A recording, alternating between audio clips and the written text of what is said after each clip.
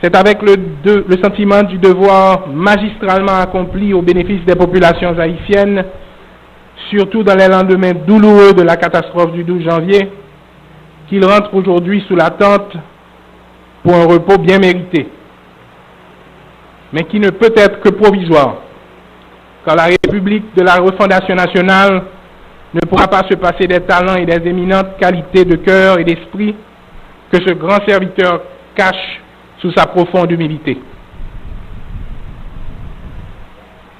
Mesdames, Messieurs, le moment est venu pour moi d'assumer mes fonctions à la tête du nouveau gouvernement chargé de conduire la politique de la nation sous le leadership du président de la République. Je voudrais en cet instant présent lui renouveler l'assurance de mon engagement à l'accompagner dans sa campagne mobilisatrice et sa quête inlassable de bien-être durable, placée sous le signe du changement, au seuil de nouveaux cris et de nouveaux départs. Dans ce contexte, je prends aujourd'hui les rênes du gouvernement du renouveau et de la renaissance haïtienne, composé de femmes et d'hommes profondément imbus des contraintes et des impératifs de l'heure. Je voudrais profiter de l'occasion pour leur présenter mes félicitations et leur dire toute ma fierté d'être assisté d'une équipe de citoyens et citoyennes pétris de compétences et d'expérience, prêtes à s'acquitter de leurs devoirs dans l'intérêt bien compris de la population haïtienne, en quête permanente et légitime de bien-être matériel, social, économique et spirituel.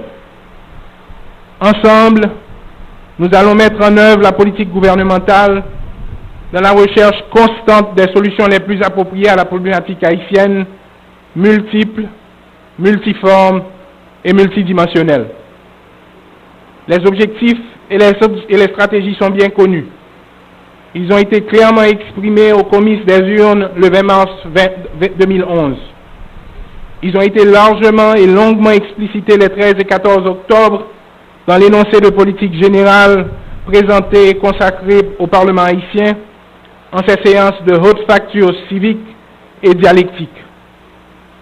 À ce compte, je renforcerai l'appareil gouvernemental pour une application intelligente et soutenue des politiques publiques qui garantissent à tous le droit à de meilleures conditions de vie. Dans la pleine conscience des incontournables obligations de performance et de résultats immédiats, le gouvernement s'investit délibérément dans la mise en œuvre de priorités dictées par le chef de l'État et qui constituent les fondamentaux stratégiques du relèvement national. Nous sommes déterminés à mobiliser toutes les énergies nationales dans une croisade patriotique du bien-vivre ensemble, soutenue par les piliers de l'éducation, de l'emploi, de l'état de droit et l'environnement régénéré. Mesdames, Messieurs les ministres et secrétaires d'État, par l'entremise du Parlement, nous avons signé un contrat collectif avec le peuple haïtien pour matérialiser la politique de changement prônée par le président de la République. Ce paradigme du changement irriguera toutes les artères de l'action gouvernementale. Il inspirera et illustrera nos postures et tous les actes que nous serons appelés à poser à la tête du gouvernement.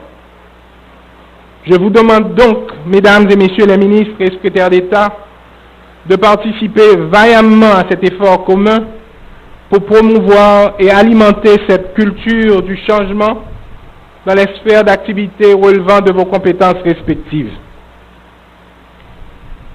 Le même effort est sollicité de tous les directeurs généraux de l'administration publique, comme de tous les fonctionnaires et employés de l'État, chargés de prolonger jusque dans les plus étroites proximités des populations les bénéfices attendus de la politique gouvernementale.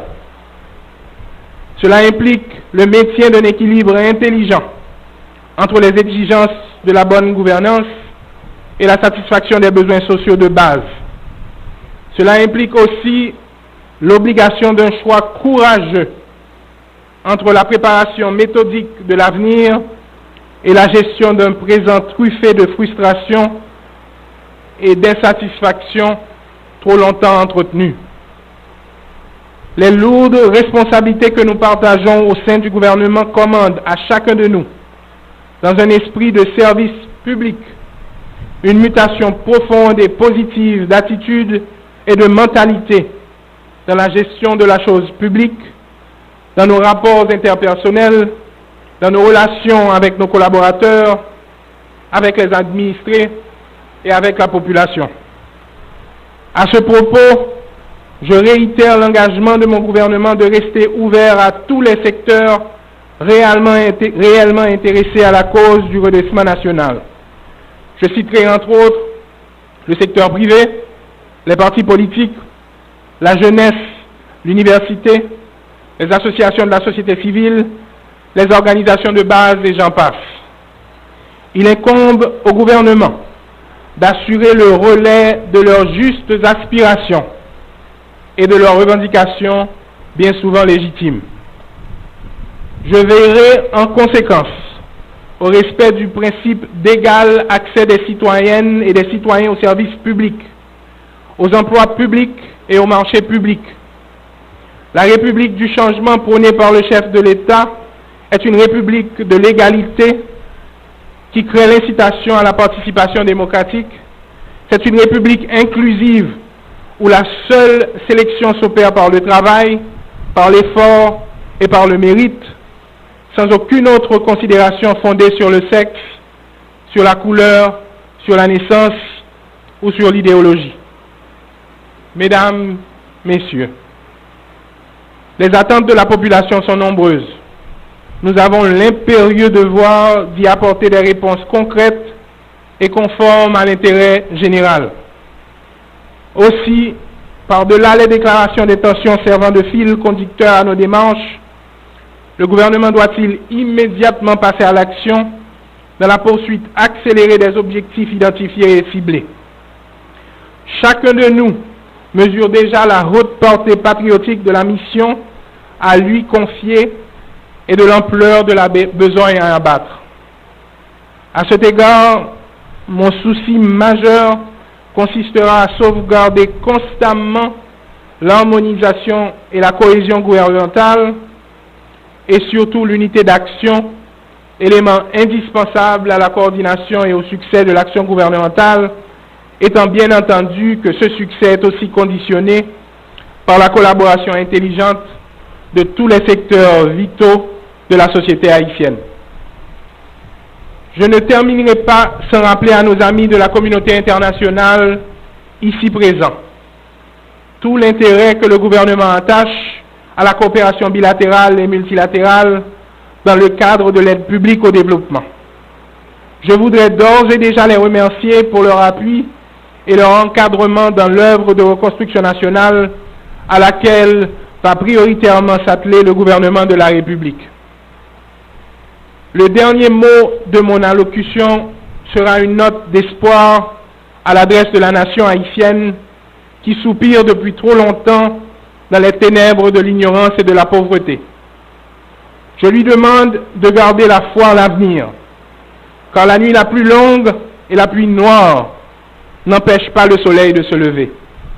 Je lui redis avec force et conviction qu'il n'est point nécessaire à un pays d'être étendu et nombreux pour être catalogué dans la liste des grands. Il lui suffit d'être habité par un peuple fier et valeureux et qu'il soit conduit par un chef avisé et dynamique qui sache lui poser de grandes ambitions. Pour ma part, je veux lui garantir de ma ferme détermination et de ma totale disponibilité à m'acquérir de ma tâche pour son plus grand bien et d'appuyer sans faille le président de la République dans sa quête de bien-être collectif et dans sa grandiose entreprise de refondation nationale. Je vous remercie.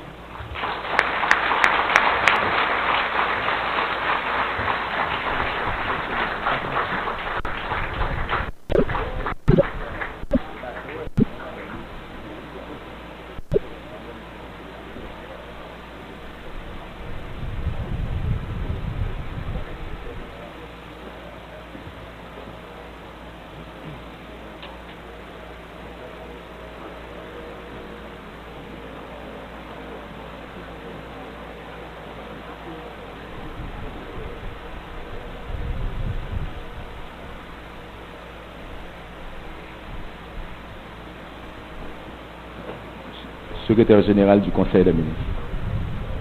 Un pas de plus vient d'être franchi sur la route de la démocratie. La mise en place du nouveau gouvernement vient renforcer les structures de l'exécutif et le doter des moyens nécessaires